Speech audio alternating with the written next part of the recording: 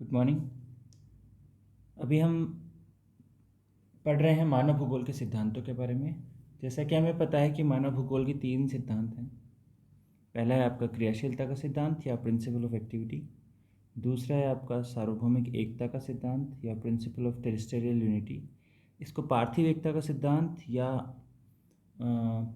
अंतर संबंधों का सिद्धांत भी कहते हैं। तीसरा है वातावरण समायोजन का सिद्धांत या principle of environmental adjustments. So in today's class, we are going to have discussion about principle of terrestrial unity या principle of interrelationship। इसको इसका दूसरा नाम सार्वभौमिक एकता या पार्थिव एकता का सिद्धांत भी है। इसके अलावा इसको अंतर संबंधों का सिद्धांत भी कहते हैं, प्रिंसिपल ऑफ इंटररिलेशनशिप भी कहते हैं। तो अब बात करते हैं यह है क्या। तो विश्व में विद्यमान प्रत्येक तत्व परस्पर संबंधित हैं। They are interrelated and interdependent. एक तो एक दूसरे से संबंधित हैं, साथ ही वो एक दूसरे के ऊपर निर्भर भी हैं, अर्थात वो इंडिपेंडेंट नहीं है।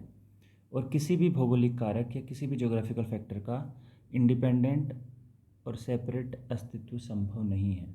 अर्थात कोई भी भौगोलिक कारक स्वतंत्र और पृथक अस्तित्व में विद्यमान नहीं है।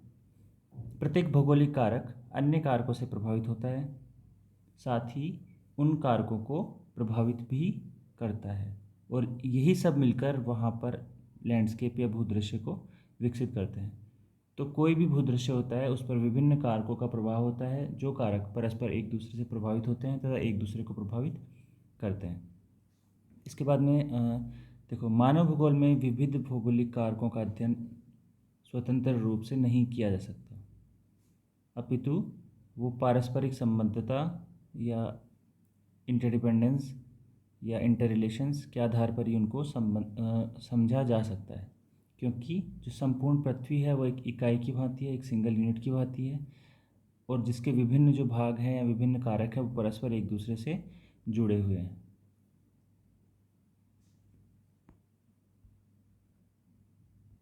अब जो विभिन्न विद्वान हैं उनके द्वारा सार्वभौमिक एकता या पार्थिव एकता पर क्या विचार प्रस्तुत किए गए हैं उनको थोड़ा सा हम देख लेते हैं। तो जो मानव भूगोल के जनक हैं रेडजेल, उन्होंने अपनी बुक में, अपनी पुस्तक है जिसका नाम है एंथ्रोपोजोग्राफी, उसमें जो पृथ्वी की जो सार्वभौमिक एकता है या प्रिंसिपल ऑफ टेरेस्ट्रियल यूनिटी है उसके बारे में उन्होंने अपने कुछ विचार व्यक्त किए हैं। तो भूगोल जगत में पार्थिव एकता की विचारधारा को प्रस्तुत करने वाले भूगोल वेत्ताओं में पहला जो था नाम वो फ्रेडरिक रेडजेल का आता है।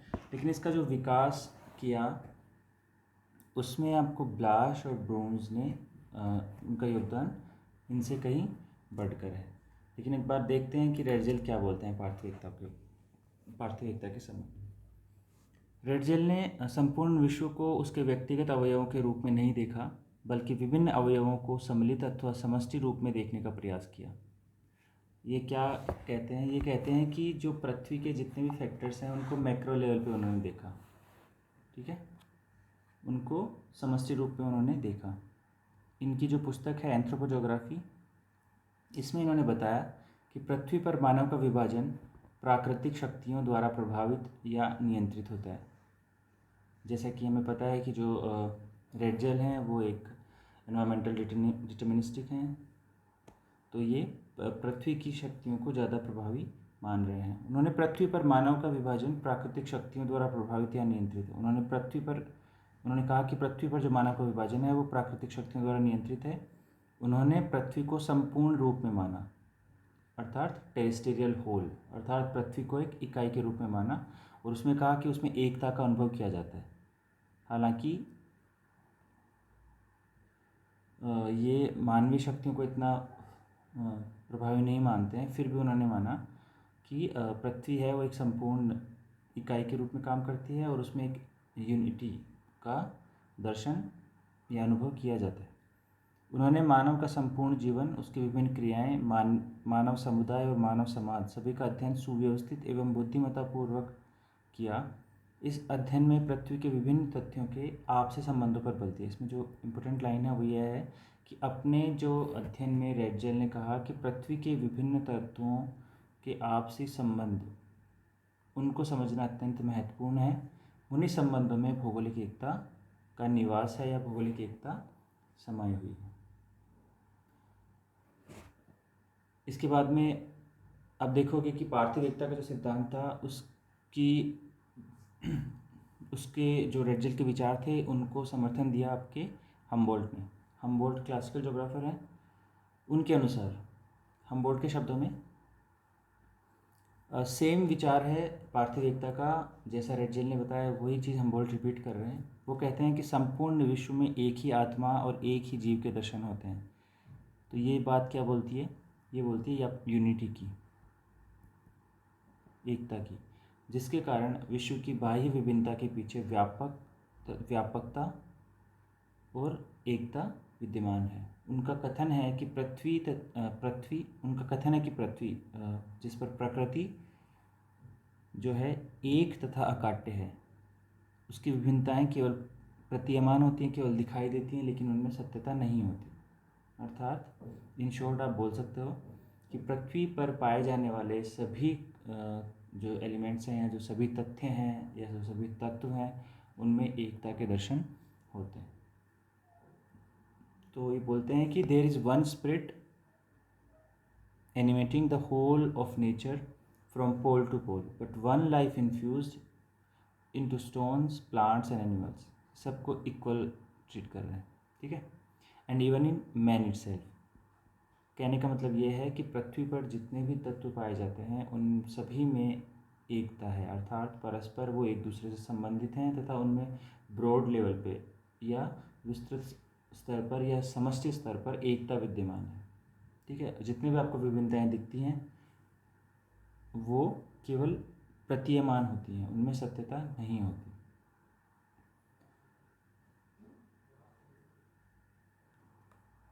तो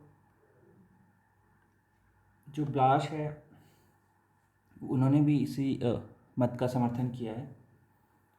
जो पार्थिव एकता का सिद्धांत है ये कहता है कि सभी जड़ चेतन तथ्य, चाहे जड़ हो या चेतन हो, मतलब निर्जीव हो या सजीव हो, जो तथ्य हैं एक दूसरे से संबंधित होते हैं, एक दूसरे से इंटर रिलेटेड है। ब्लाश ने इसी बात से प्रेरित होकर कहा कि भौगोलिक विकास के अंदर मुख्य भावना पार्थिव एकता है। जो भौगोलिक विकास है उसमें प्रमुख जो एलिमेंट है, प्रमुख तत्व है, वो पार्थिव एकता है तथा संपूर्ण पृथ्वी एक है और उसके विभिन्न भाग एक दूसरे से बंधे हुए हैं। तो ब्लाश का जो स्टेटमेंट है ये आपको बताता है पार्थिव एकता के बारे में। रेडजेल हो चाहे हम्बोल्ट हो या ब्लाश हो, कहने का इनका सबका एक ही मीनिंग है। क्या है वो? कि संपूर्ण पृथ्वी में एकता विद्यमान है तथा पृथ्वी के सभी कारक, सभी चाहे निर्जीव तत्व हों चाहे सजीव तत्व हों, एक दूसरे से बंधे हुए हैं, वो एक दूसरे को प्रभावित करते हैं तथा एक दूसरे से प्रभावित होते हैं। 19वीं शताब्दी के अंतिम और 20वीं शताब्दी के प्रारंभिक दशकों में ब्लाश महोदय ने इस सिद्धांत को सुव्यवस्थित ढंग से प्रस्तुत किया। वो कहते हैं कि मानव भूगोल के तथ्य पार्थिव एकता से संबंधित हैं, जिनकी व्याख्या विवेचना केवल उन्हीं की सहायता से की जा सकती है। प्रत्येक स्थान जो है वो पर्यावरण से संबंधित है, जो स्वयं कई भौतिक दशाओं के संयोग का परिणाम है। जो पर्यावरण है, पर्यावरण में वो बहुत सारे एलिमेंट्स या बहुत सारे कंडीशंस को इंक्लूड करते हैं, जैसे वहाँ की मृदा हो गई, वहाँ की जलवायु हो गई और अन्य भौतिक कारक हो गए। ये सब किससे संबंधित हैं? आपके पर्यावरण से। और यही पर्यावरण जो है पार्थिव एकता को प्रभावित करता है। ये जो स्टेटमेंट, ये जो स्लाइड है ये आपकी ब्रून्स की है। ब्रून्स कहते हैं कि प्रत्येक भौगोलिक तथ्य का अध्ययन उनके अंतर संबंधों को ध्यान में रखते हुए किया जाना चाहिए। अर्थात कोई भी भौगोलिक तथ्य का अध्ययन आप आइसोलेशन में नहीं कर सकते, पृथक रूप से नहीं कर सकते।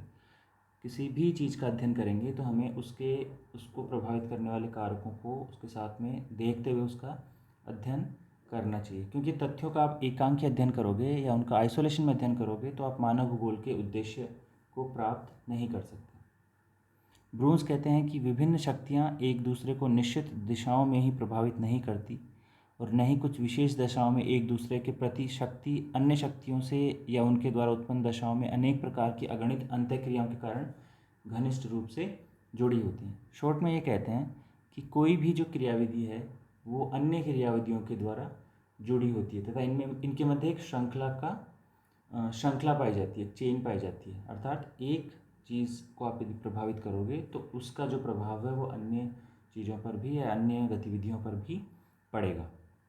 और ये यदि आप जब इनको सब एक इन सब तथ्यों को एक साथ अध्ययन करते हो, ठीक है, तभी आप किसी जगह का जातीय या सामाजिक संगठन या मानव भूगोल के बारे में उसका अध्ययन कर सकते हो। क्योंकि एक तथ्य एक नहीं है, वो अनेक तथ्यों के सम्मेलन से बना हुआ है या अनेक तथ्यों के प्रभाव के अंदर वो बना हुआ है। ये बोलते हैं कि दो तथ्य एक दूसरे से अलग आपको दिख सकते हैं लेकिन वो एक दूसरे को प्रभावित करते हैं।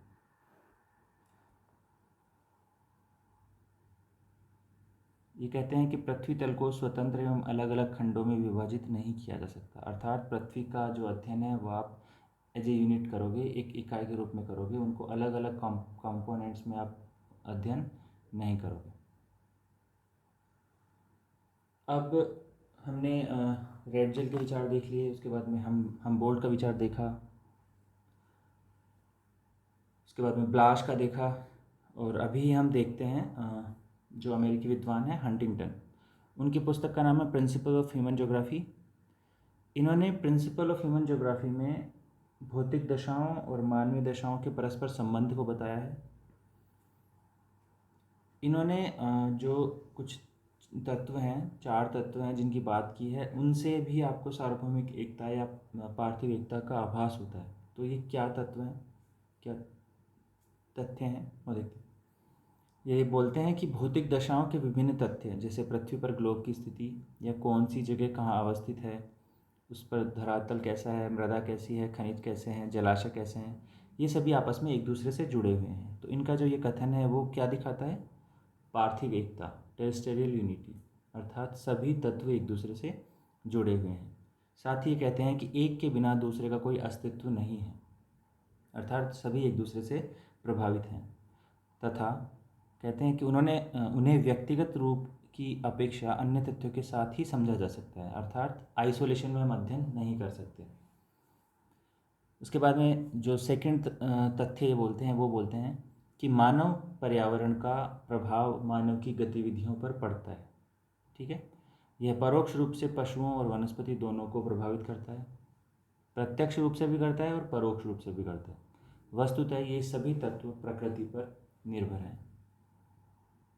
तीसरा है, मानव एक क्रियाशील प्राणी होने के कारण भौतिक वातावरण पशु और वनस्पति जगत में परिवर्तन लाता है। मानव एक क्रियाशील प्राणी है और वो अपनी गतिविधियों या क्रियाविधियों की वजह से अपने आसपास के वातावरण को प्रभावित करता है।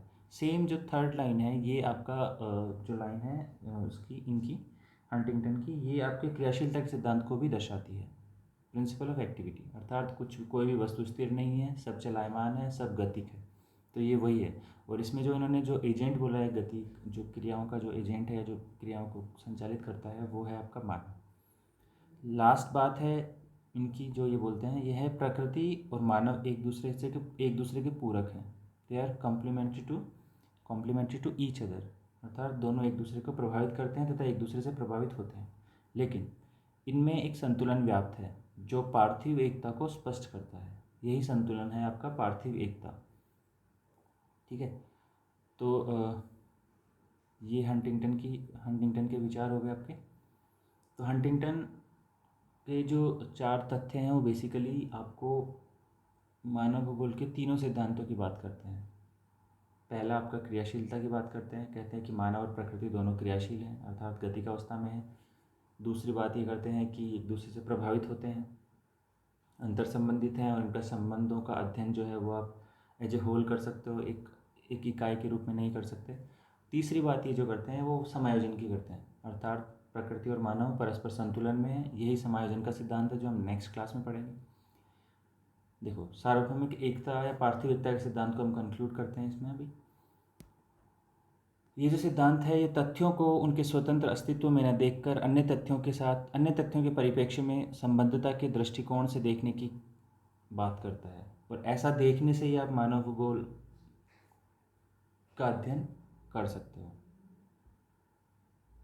सार्वभौमिक एकता के सिद्धांत से स्पष्ट होता है कि विश्व एक इकाई के रूप में है जिसके विभिन्न भाग परस्पर रूप से संगठित हैं। कुछ विद्वान सार्वभौमिक एकता को अंतरसंबंधीय सिद्धांत भी कहते हैं, जैसे कि हमने बात की। इसलिए यह सिद्धांत हमें सिखाता है कि छोटे से छोटी भौगोलिक इकाई का अध्ययन समष्टि रूप में ही करना चाहिए, अर्थात चीज़ों को हमें मैक्रो लेवल पे देखना चाहिए, ना कि माइक्रो लेवल पे। तो ये आपका पार्थिव एकता का सिद्धांत हो गया। इसके बाद हमारा है वातावरण समायोजन का सिद्धांत, जिसको हम नेक्स्ट क्लास में देखेंगे। ठीक है, थैंक यू।